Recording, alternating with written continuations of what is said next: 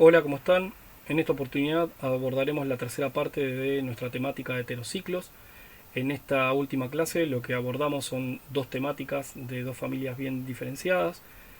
Una de ellas son los ácidos nucleicos y la otra familia son los alcaloides. La tratamos dentro de los heterociclos, dado que en sus estructuras son, en las estructuras de estas moléculas, ¿sí?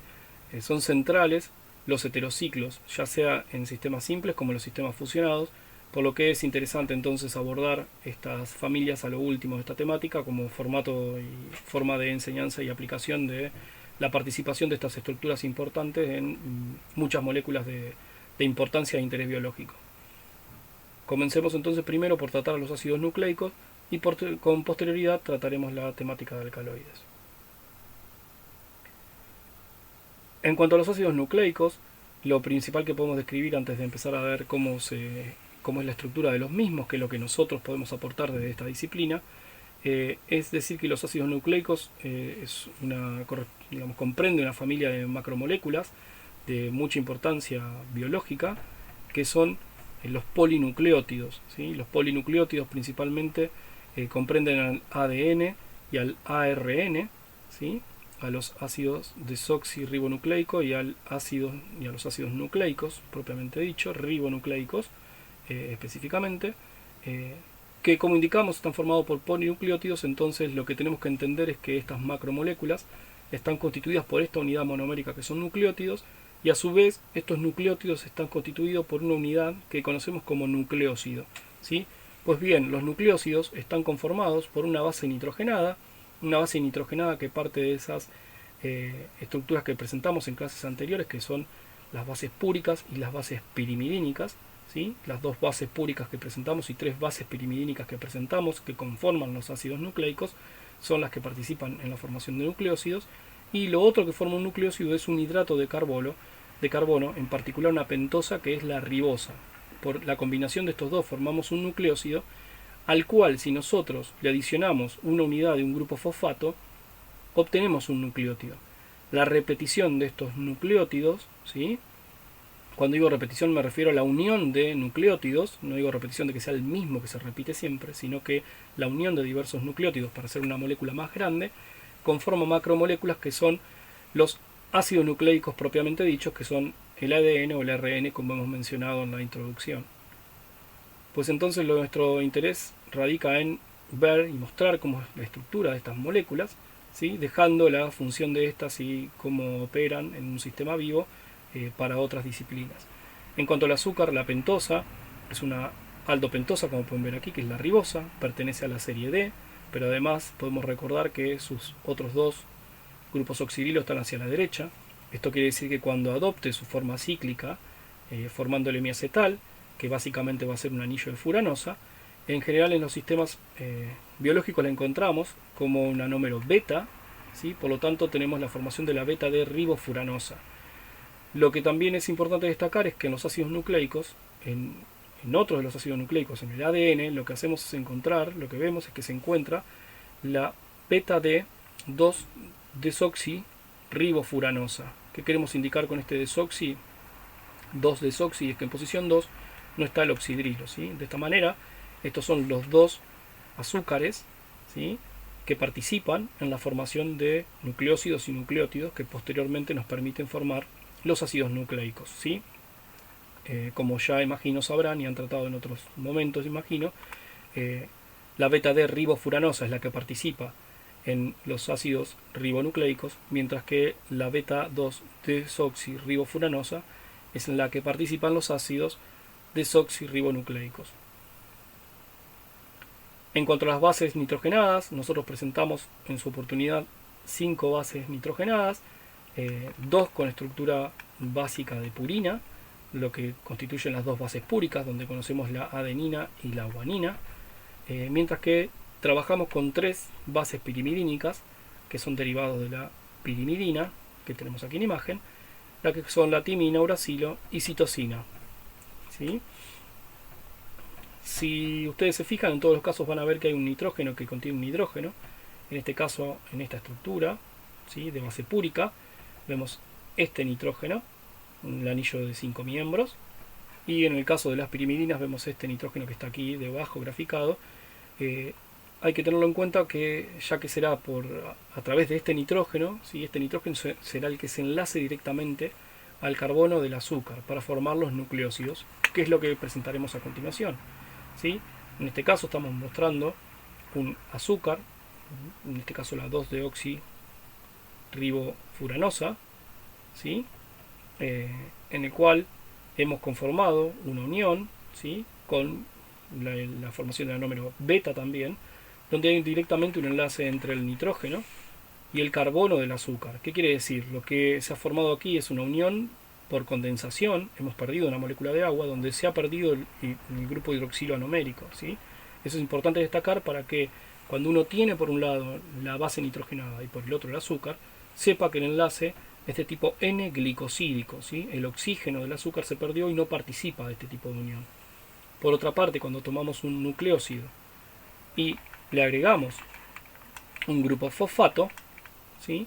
Ese grupo fosfato se adiciona en el lugar, ¿sí? Se agrega, está agregado en realidad en la posición 5', ¿sí? También por condensación. De esa manera el grupo oxidrilo que estaba en el carbono 5 se ha perdido como agua y se ha formado un enlace fosfoéster, ¿sí?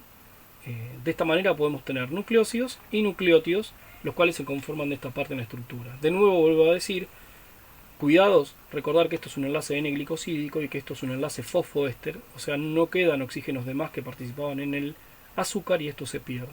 Por otro lado, si yo simplemente pienso en que tengo 2 azúcares y 5 bases, puedo ver que podría preparar entonces una variante de 10 nucleósidos y 10 nucleótidos, ¿sí? Que son cuando le agrego el grupo fosfato, ¿sí? Eso como combinación. La realidad es que cuando estudiamos estas macromoléculas que son de origen bio, ¿sí? Que las encontramos en seres vivos, estas tienen sus particularidades y la realidad es que dependiendo del ácido nucleico que estudiemos, va a ser el tipo de azúcar y bases que estos van a presentar. Pero en principio, si yo simplemente lo pienso en una cuestión química, cualquier combinación podría ser posible, ¿sí? Así entonces, hemos descrito que a los nucleótidos, ¿sí? Y hemos indicado al principio de esta clase que por unión de estos podemos generar polinucleótidos, que son los ácidos nucleicos propiamente dicho, y diferenciamos dos tipos, el ADN y el ARN. Lo que intentaremos decir entonces es que en los nucleótidos yo en definitiva puedo tener lo que comenté antes, cualquier combinación, que puede ser la ribosa generalmente con fosfato, ¿sí? O la deoxirribosa también, y cualquiera de las 5 bases para formar un nucleótido.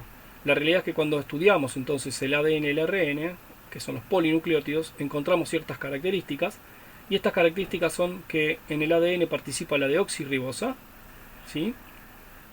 Y estas 4 bases, que son la adenina y la guanina por el lado de las bases púricas, y la timina y la citosina por el lado de las bases pirimidínicas, ¿sí? Mientras que en el ARN vemos que lo que participa como azúcar es la ribosa, ¿sí? Mientras que en las bases lo que se hace es un cambio de timina por uracilo. Es importante igual destacar que por más que yo pueda tener en los nucleótidos distintas combinaciones, aquellos que participan en forma, digamos, de función energética, en ellos participa la ribosa como azúcar principalmente. Nosotros no nos dedicaremos a analizar la función como hemos indicado, sino que simplemente mostraremos y reforzaremos aspectos relacionados con la estructura de estas moléculas. Los nucleótidos los hemos presentado, hemos destacado cómo son estas uniones N-glicosídicas y fosfoéster, y lo que haremos de acá en más será tratar las estructuras del ADN y el ARN, teniendo en cuenta cómo es que encastran estas unidades, estos nucleótidos, para conformar las macromoléculas. Si hablamos de los nucleótidos, simplemente mencionar que las estructuras clásicas son tener 3 grupos fosfatos enlazados a partir del carbono 5', ¿sí? Pero podemos ver claramente cómo tenemos la configuración de la ribosa en su conformación beta, y donde hemos unido una base, en este caso púrica, ¿sí? Esa base púrica es la adenina, por lo tanto la conocemos como adenosin trifosfato, ¿sí? O ampliamente mencionada como ATP, pero podríamos tener cualquier otro tipo de base, como por ejemplo tener en este caso el uracil trifosfato, ¿sí? Lo que sería como UTP. Muchas veces aparece mencionado esto, para tratar de no decir cuál es la base, aparece mencionado como NTP, indicando esa N, que no estamos diciendo cuál es la base que participa, sino simplemente que es un trifosfato, que es lo interesante, dado que el cambio de energía pasa a ser, digamos, se libera energía cuando se rompe un enlace de estos por hidrólisis, ¿sí?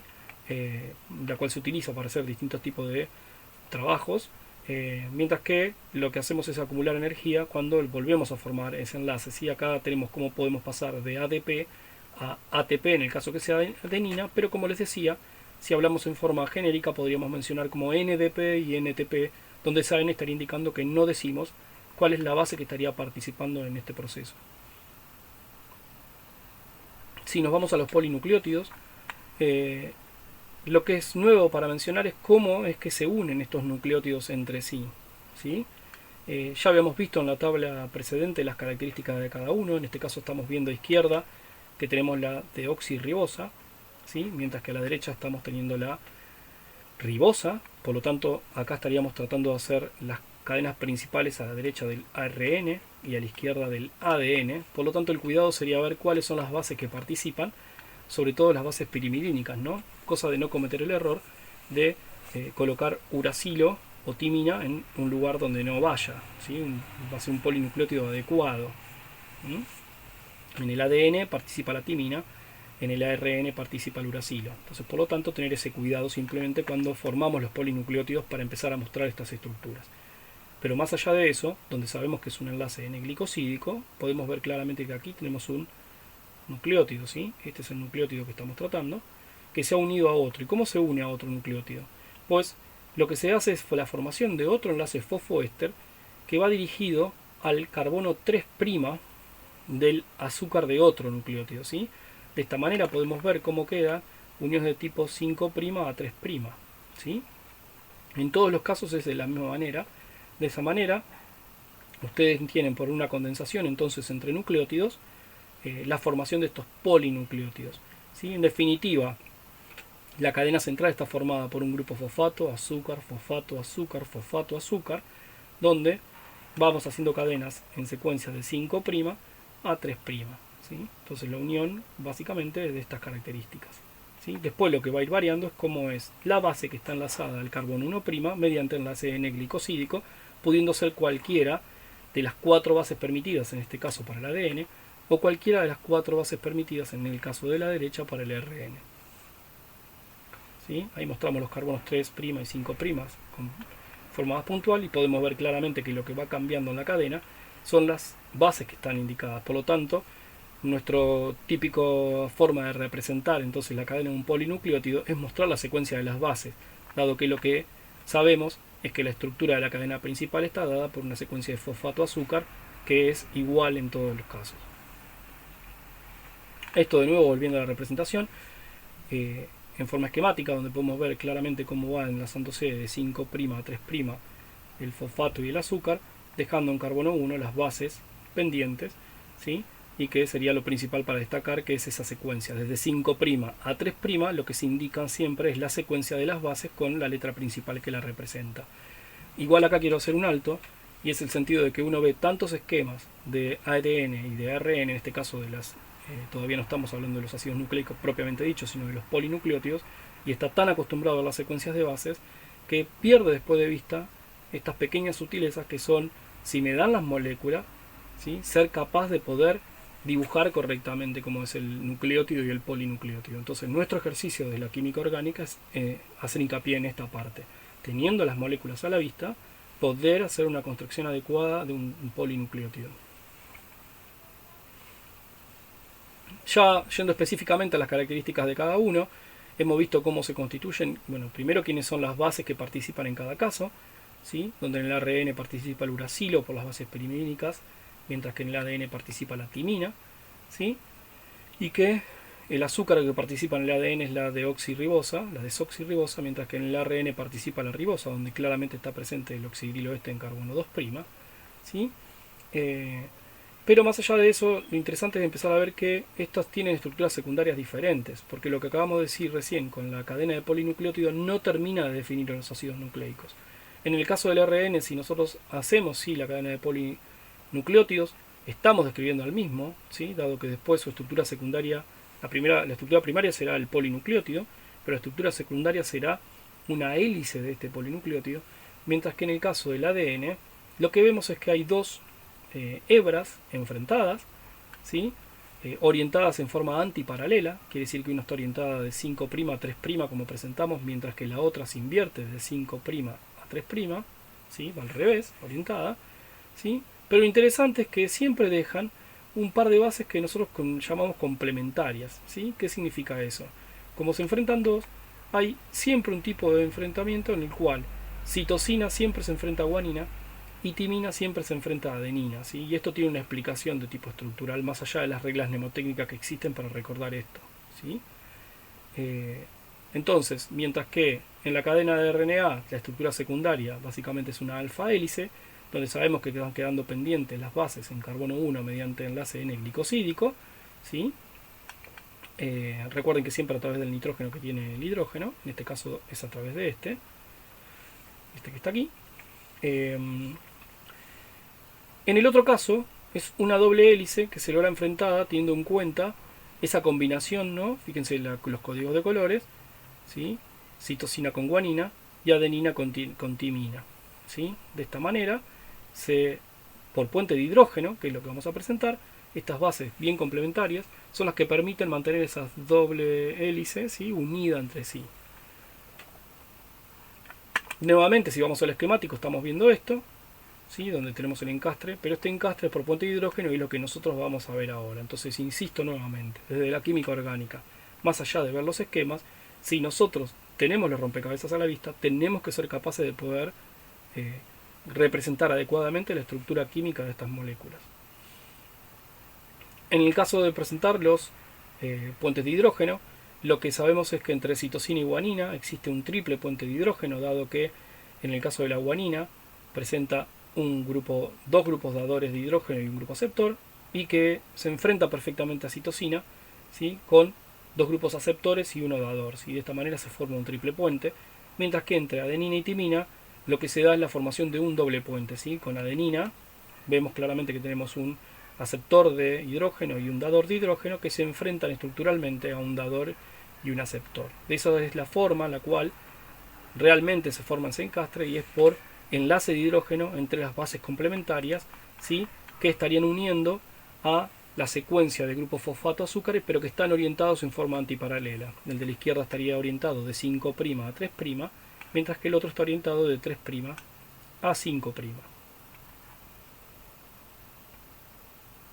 Por último, para esta temática, es importante destacar, para reforzar esto que estamos dando desde nuestra disciplina, y es que esta estructura, por ejemplo en el caso del ADN, fue descubierta hace ya muchos años, y cada vez se tienen mejor disponibilidad de información e imágenes.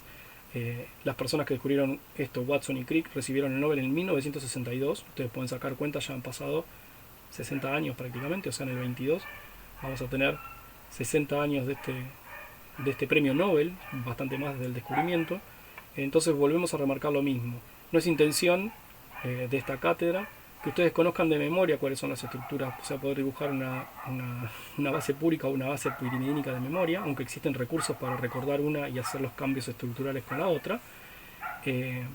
Pero sí nos parece central de que ante la disposición de tener los elementos de frente, uno pueda graficarlo adecuadamente sabiendo nociones básicas, teniendo en cuenta nociones básicas de la química orgánica, como es esta idea de tener un enlace N-glicosídico o un enlace fosfoéster, y tener cuestiones de indicaciones básicas como es la secuencia de 5' a 3', y poder encastrar estas cadenas de polinucleótidos. Por otro lado, también nos parece central que ante la presencia de las moléculas a la vista pueda reconocer cuáles son cada una de las bases y poder realizar los puentes de hidrógenos que están involucrados en cada caso, ¿sí? Más que nada para marcar cómo es el pulso en nuestra intervención en esta temática. Insistimos, no vamos a pedir de memoria estructuras, pero frente a la disponibilidad, digamos, de las estructuras, poder hacer representaciones adecuadas dada la cantidad de años que se conocen las mismas. Lo que vamos a abordar en esta segunda parte de la clase es la familia de los alcaloides. El término alcaloide remite a dos partes en su raíz. Una es la parte de álcali, que corresponde a lo que nosotros denominamos como bases, ¿sí? Por otro lado, el término oide, que significa parecido a, por lo tanto estamos hablando que en su nombre lo que nos está indicando la familia es que son sustancias parecidas a las bases, ¿sí? Y esto se debe a que en general, como está indicado en la descripción general que tenemos aquí, eh, estas moléculas contienen nitrógeno que casi siempre forma parte de un heterociclo y que le confiere propiedades básicas, aunque también existen algunos alcaloides que son neutros, perdón. Eh, Estos son productos naturales, son metabolitos secundarios producidos por las plantas. Recuerden que al ser metabolitos secundarios no cumplen funciones principales, pero son importantes en lo que tiene que ver con la comunicación con el medio ambiente que rodea al ser vivo, aunque también se registran alcaloides de origen animal. Indicamos que tienen nitrógeno, que les confieren propiedades básicas en general, y hay una cosa interesante que también caracteriza a esta familia es que muchos de sus compuestos son activos desde el punto de vista fisiológico, ¿sí? Nosotros tenemos receptores para muchos de ellos y por lo tanto tenemos un tipo de respuesta frente a estas sustancias. En cuanto a su clasificación, es interesante tenerla clara y presente para poder distinguir tres tipos de alcaloides. Estos alcaloides podemos clasificarlos en alcaloides verdaderos, ¿sí? En protoalcaloides y en pseudoalcaloides. Estos términos se refieren en general cuando tratamos de alcaloides verdaderos y de protoalcaloides, estamos hablando de alcaloides que derivan de aminoácidos. La diferencia es que si derivan de aminoácidos y el nitrógeno está formando parte de un anillo heterocíclico, entonces decimos que es un alcaloide verdadero, mientras que si el nitrógeno no posee un anillo heterociclo que contiene nitrógeno, decimos que es un protoalcaloide, pero ambos vienen de aminoácidos. Por otro lado tenemos los pseudoalcaloides, que en este caso sí contienen un nitrógeno formando parte de un heterociclo, pero no derivan desde la biosíntesis de un aminoácido. Con esto podrán ver entonces más o menos cómo podemos también ver una clasificación que está agrupando cuestiones estructurales con cuestiones de origen biogénico. En cuanto a la extracción de estos compuestos, hay dos estrategias principales. Una que se conoce como vía húmeda, en la cual se utiliza agua acidulada. ¿Por qué se utiliza agua acidulada? Porque si los alcaloides son básicos, quiere decir que cuando coloque agua con medio ácido, estos alcaloides se protonarán y se volverán más solubles en agua, ¿sí? Formarán los ácidos conjugados y por lo tanto será más fácil de extraer, ¿sí? Como sales. Una vez que ustedes los traen en el agua acidulada, lo que hacen es agregar un medio alcalino para que vuelva a regenerarse el alcaloide libre y este será más soluble en un solvente orgánico que ustedes intentarán extraer, ¿sí? Dado que cuando ustedes trabajan con agua acidulada extraen otro tipo de sustancias como pueden ser proteínas o sustancias relacionadas como péptidos y aminoácidos que también tienen amplia solubilidad en agua. Entonces de esta manera aprovechan el carácter de formación de una sal que tienen estos compuestos, pero una vez que lo extrajeron, al alcalinizar ese medio queda el alcaloide libre y puede ser extraído con solvente orgánico dada su solubilidad en estos. El otro método es utilizar directamente solventes orgánicos a partir de material vegetal seco y triturado. Lo que pasa que en ese caso se agrega una base. ¿Para qué? Para asegurar de que el alcaloide esté libre como tal, ¿sí? Suele ser una molienda con bicarbonato de sodio. A esta molienda se trata, digamos, de que estén íntimamente combinados el material vegetal con esta base de manera tal de asegurar que el alcaloide esté libre y por lo tanto cuando se le aplique solvente orgánico estos sean extraídos en el mismo, ¿sí? Cabe mencionar que estos dos son métodos generales. Si ustedes van a ver lo que se realiza en el trabajo práctico de extracción de cafeína, es como que se hace una combinación de estos métodos, porque se extrae con agua, pero se agrega una base en el agua, no agua acidulada. Pues, como habrán visto en la explicación del trabajo práctico correspondiente, esto viene dado a que en el té, la cafeína generalmente va acompañada de algunas sustancias en las cuales hay varias unidades de ácido gálico, ¿sí? Por lo tanto lo que se hace en realidad es agregar la base en ese caso para tratar de liberar la cafeína de las sales que forma con esos compuestos, ¿sí? Entonces está buscando otra intención. Esto es algo clásico dado que cada planta tiene su química particular, entonces existen métodos particulares para hacer las extracciones y después las purificaciones, pero en general podemos recurrir a estos dos métodos, agua acidulada o que se le llamaría el método húmedo o la extracción con solvente orgánico. En cuanto a la clasificación, ya presentamos algún aspecto de clasificación, como vimos en la primer filmina, pero después podemos hacer clasificaciones simplemente por estructura solamente. En este caso tendremos en cuenta cuál es la estructura del heterociclo que gobierna, ¿sí? O podríamos hacer según un criterio biogénico, esto es decir, desde qué sustancia se biosintetiza. O podríamos hablar según un criterio taxonómico, esto es decir, bueno, si tengo tal especie de planta, cuáles son los alcaloides de esa planta. O por su acción farmacológica, que esto sería tener en cuenta nuestra respuesta, digamos, frente a las sustancias, ¿sí? Lo que nosotros vamos a presentar en esta clase es utilizar un criterio principalmente de tipo biogenético, aunque vamos a ir atravesando la misma con características estructurales, ¿sí? Es normal entonces tratarlo cuando uno habla de una forma muy amplia desde ese aspecto. Cuando uno ya trabaja en forma más específica, en general suele utilizar un criterio taxonómico estudiando los alcaloides de una determinada planta. Esto sería más una visión de la química orgánica de productos naturales. Vamos a pasar unas filminas un poco rápido que tienen las estructuras, ustedes pueden verlas después, donde pueden tener distintos tipos de alcaloides que pueden ver, ¿sí? Donde le indica su nombre y de qué género se saca y cuál es el tipo de estructura que está presente en él. Entonces, por ejemplo, de feniletilamina, no estoy diciendo que viene de la feniletilamina, estoy diciendo que la estructura que se encuentra es la de feniletilamina. Fíjense que no tiene un nitrógeno en heterociclo, ¿sí? Por lo tanto aparece esto de los distintos tipos de denominaciones. Presten atención que pueden tener piridínicos, ¿sí? O pirimidínicos, como quieran. Piridínicos, perdón, no pirimidínicos, disculpen, piridínicos, porque hay una piridina, como la nicotina, ¿sí? Pero fíjense que también la nicotina tiene otro heterociclo, aunque no aromático. Pueden ver de tipo piperidínico, ¿sí? Eso hace referencia a que está la piperidina presente, ¿sí? Como puede ser la piperina que está presente en la pimienta negra. La coniina, fíjense que también es piperidínico. Pueden tener pirrolidínicos, derivados de pirrol, como ligrina, o quinolínicos, donde está la quinoleína, ¿sí? Pueden tener isoquinolínicos, donde está la isoquinoleína como raíz, ¿lo ven? Y pueden ver distintos tipos de ejemplos. Podrían ver cómo es la morfina, que es un isoquinolínico, una sustancia muy conocida. O indólicos, acá pueden ver un indol. Entonces, como podrán ver, estas sustancias contienen distintos tipos de estructuras, muchas veces contienen más de un nitrógeno, y estos nitrógenos tienen distintos tipos de características básicas dependiendo al tipo de estructura a la que pertenecen. Podemos ver después del tropano, que es este anillo que está aquí, este biciclo con nitrógeno en este extremo se conoce como tropano, al cual pertenece la cocaína, o de la xantina, como hemos trabajado con la cafeína en el trabajo práctico que hemos presentado. Pero yendo más a una forma que nosotros los trataremos, que es según el criterio biogénico, lo anterior fue según estructura, podemos ver que hay, generalmente a los aminoácidos se los trata según el tipo de los alcaloides, perdón, se los trata.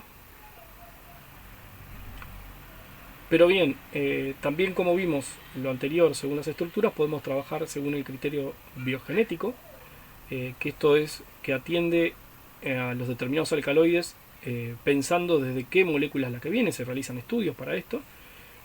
Entonces podemos saber de qué molécula deriva, donde principalmente se destacan los aminoácidos. Entonces podemos hablar de alcaloides de la ornitina o alcaloides de la lisina o del triptofano y así sucesivamente, que generalmente conducen a distintos tipos de estructuras, ¿sí?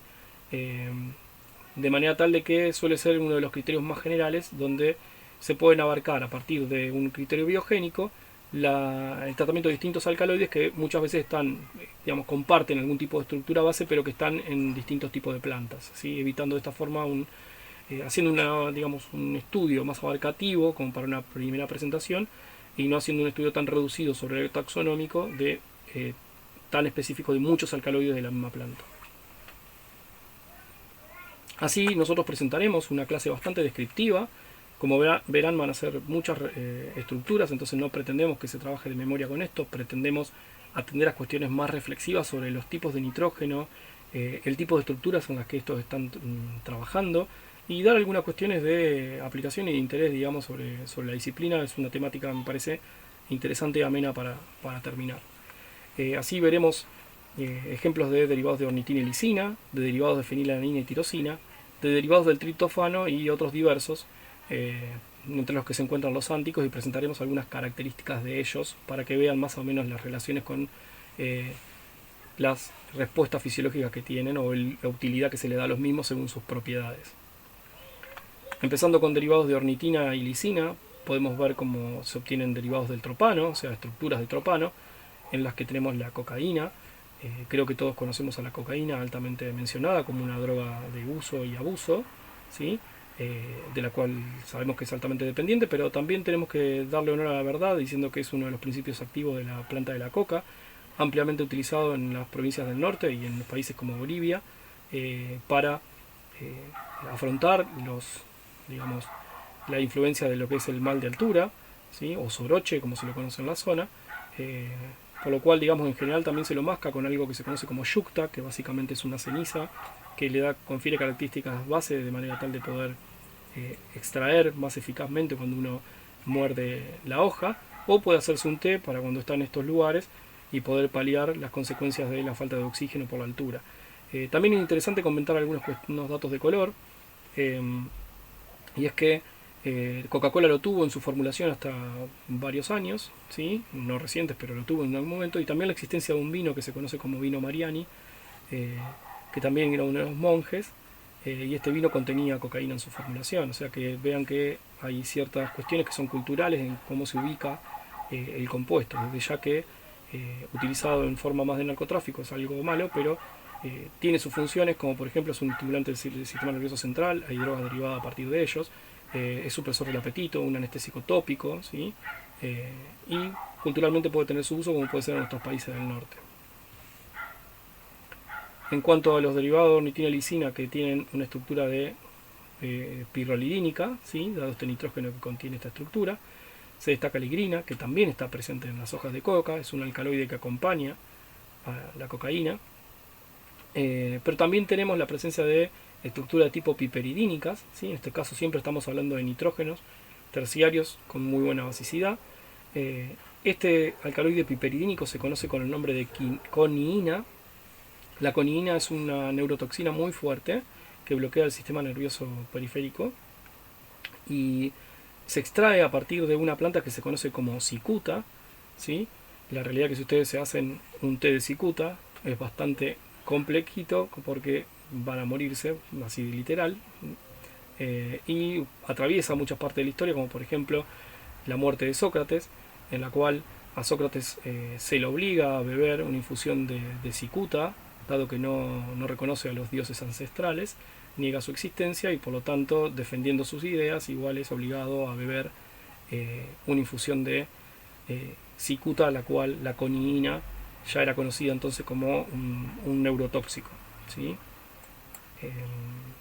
Avanzando con la temática podemos tener estructuras de tipo piridínicas, como puede ser la nicotina. Acá vemos claramente la estructura de de piridina, teniendo también otro anillo lateral que lo acompaña, donde hay otro nitrógeno. Sabemos que es un potente veneno, tiene una muy buena solubilidad en agua y se usa como insecticida. No sé si ustedes saben, pero pueden buscarlo. Una muy buena forma de preparar un insecticida para tratar a las plantas. Es una preparación que usa tabaco y jabón blanco, ¿sí? Que se da una preparación en agua, la extracción de la nicotina a partir del tabaco más cierta participación del jabón hace que funcione muy bien como un insecticida a aplicar sobre las plantas y las limpia mucho. Así que bueno, más allá de lo que nosotros después conocemos de la presencia en el tabaco y cierto grado de adicción que provoca, ¿no? En bajas concentraciones claramente es un estimulante y es uno de los usos sociales más ampliamente difundidos. En cuanto a derivados de fenilalanina y tirosina, podemos describir a la feniletilamina, un derivado de feniletilamina, como es la mescalina. La mescalina está presente en muchas de las cactáceas, ¿sí? En flores particularmente, y suelen ser alucinógenos muy fuertes, ¿sí? Y también podemos hablar de otros que tienen más una estructura más de tipo isoquinoleínica, ¿sí? Si se fijan, acá tiene el anillo de 6 más el otro donde está en posición 2 relativa. Acá, perdón, este es 1 y en posición, ¿sí? 2, 1, 2, lo ven acá. Este es un anillo, 1, 2 el otro. para hacer la isoquinoleína, donde también funciona, que es la morfina, no la había nombrado quién es, perdón, y creo que todos conocemos que la morfina es un analgésico muy fuerte, muy eficaz para paliar dolores muy fuertes. Lo que pasa es que es altamente adictiva, en general para lograr el mismo efecto con el tiempo hay que ir aumentando la dosis, por lo cual en nuestros días lo que se hace es utilizar generalmente como un analgésico ya para más enfermos terminales, aunque se utilizan derivados de esta en otro tipo de aplicaciones, ¿sí? Así que su nombre es interesante mencionar, que refiere a evocar al dios del sueño, Morfeo, ¿sí? Para ver su fuerte acción analgésica. Tenemos como derivados del triptofano el triptofano, el aminoácido, ¿sí? A la ergotamina, que es un alcaloide indólico, ¿sí? Así que podemos buscar su estructura de indol aquí presente, lo podemos ver, aunque contiene un montón de nitrógenos distintos, pero sabemos que es indólico derivado del triptofano. Tiene como característica ser un vasoconstrictor de las arterias, así que se utiliza como tratamientos de tensión arterial. Pero es interesante también por ahí mencionar, me pareció, para que vean cómo atraviesa distintas disciplinas, contar que en el centeno, que son estas espigas que están acá, en las cuales se utiliza muchas veces como una materia prima para generar harina de centeno, que se utiliza para generar pan de centeno, con un pan en algún momento más económico que el pan de trigo. Aparece muchas veces una plaga, que es este tipo que ven aquí, que se llama cornezuelo del centeno, esas partecitas negras, que contienen mucha ergotamina y que cuando está contaminado el cultivo, si no se saca esto, lo que hace es que entonces a la elaboración de los alimentos pase esta ergotamina, que también tiene acciones alucinógenas, por lo cual ha habido muchos reportes de distintos tipos de poblaciones que han descrito la contaminación con ergotamina. Una de las consecuencias es esto que les contaba, más allá de otros dolores abdominales, convulsiones y otro tipo de cuestiones, y se cree, según algunos historiadores, que el caso del juicio de las brujas de Salem de Massachusetts, algunos historiadores creen que parte de esa parte de delirio que se describe en la población como brujería en el momento ha estado relacionado posiblemente con algún tipo de contaminación, de ataques convulsivos, digamos, y alucinaciones, dado la presencia de ergotamina ante la probabilidad del empleo de alimentos, digamos, de pan de centeno contaminado, ¿no?, con el cornezuelo. Podemos después nombrar la quinina. La quinina es también derivado del triptofano y es quinoleínico también. Este era indólico, este es quinoleínico. Acá vemos la quinoleína. Lo interesante de contar es que también es un analgésico, es antipalúdico y antimalárico. Interesante es su sabor, da un sabor amargo muy particular, por lo cual entonces es lo que se usa como principal componente en las bebidas tónicas, ¿sí? Ese sabor particular que contiene la bebida tónica está relacionado con la quinina. Como verán claramente, esta asignatura siempre intenta tratar de llevarlos a mirar las etiquetas de lo que consumimos y podrán descubrir mucha química orgánica allí. Ya para ir terminando con distintos ejemplos, podemos hablar de los alcaloides diversos, como pueden ser los imidazólicos, ¿sí?, donde tiene un imidazol presente aquí como estructura, tribandistidina. Uno muy conocido es la policarpina, que se utiliza para el tratamiento de glaucoma, está presente en muchos de